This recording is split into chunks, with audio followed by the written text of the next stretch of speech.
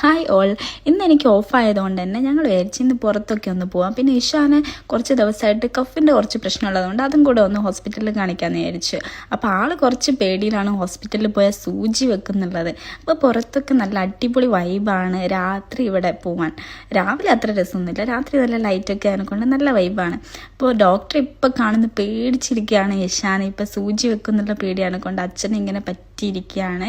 അപ്പോൾ അത് കഴിഞ്ഞ് ഡോക്ടറൊക്കെ കാണിച്ച് കഴിഞ്ഞപ്പോൾ പുള്ളി ഭയങ്കര ഉഷാറായി. അങ്ങനെ അവിടെ ഓടിക്കളിയും കാര്യങ്ങളൊക്കെ തുടങ്ങി. അത് കഴിഞ്ഞ് ഞങ്ങൾ വിചാരിച്ചെന്നാൽ ഫുഡ് കഴിച്ചാലോ എന്ന്. ഈ ഒരു സ്ഥലത്ത് കൂടുതൽ മലയാളി റെസ്റ്റോറൻറ്റും കൂടുതൽ മലയാളീസിനെ നമുക്ക് കാണാൻ പറ്റും. അങ്ങനെ ഞങ്ങൾ വിചാരിച്ചെന്നാൽ പിന്നെ ദിലീപിൻ്റെ ഇതേ പുട്ടിൽ പോയിട്ട് ഫുഡ് കഴിക്കാമെന്ന്. അങ്ങനെ ഞങ്ങൾ വണ്ടി നേരെ അങ്ങോട്ട് വിടാണ്.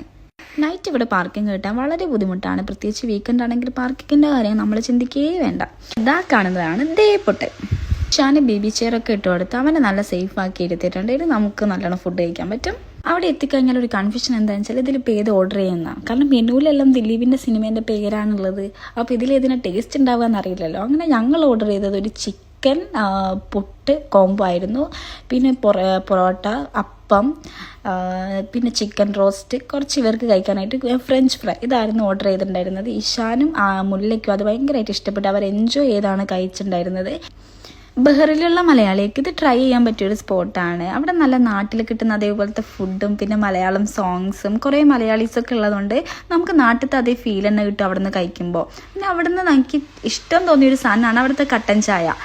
ഒരു പ്രത്യേക ടേസ്റ്റ് ഉണ്ടായിരുന്നു അതിന്. അത് ഇഷാനും ആലിയും കുറേ ആസ്വദിച്ച് ഇങ്ങനെ കുടിക്കുന്നുണ്ടായിരുന്നു. കുറേ കുടിച്ച് കഴിഞ്ഞപ്പോൾ ഇഷാൻ ഗ്ലാസ് നിലത്തിട്ട് പൊട്ടിച്ച്. അത് കഴിഞ്ഞപ്പോൾ ഞങ്ങൾ വിചാരിച്ച് ഇനി ഇവിടുന്ന് പതുക്കനെ വിടാം, അല്ലെങ്കിൽ ഇവിടെയുള്ള പല പ്ലേറ്റും ഗ്ലാസും താഴെ തന്നെ ഉണ്ടാവുന്നത്.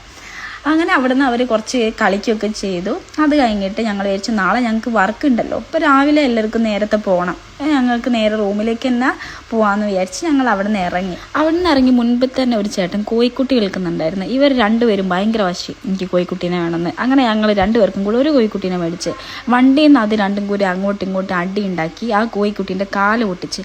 ആ പൊട്ടിയ കാല് വെച്ച് കോഴിക്കുട്ടീനെ നടത്തണമെന്ന് പറഞ്ഞ് ഇഷാൻ കുറേ കരഞ്ഞ്. അങ്ങനെ ഇവർ എങ്ങനെയെങ്കിലും ഒന്ന് റൂമിലെത്തിച്ചാൽ മതി എന്നായി. എന്നാൽ ഞാൻ വിചാരിക്കും ഓരോ പോക്കിനും ഞാൻ വിചാരിക്കും ഇനി ഇവർ രണ്ടുപേരെ ഒരുമിച്ച് പുറത്ത് കൊണ്ടുവരുത്തുന്നത്.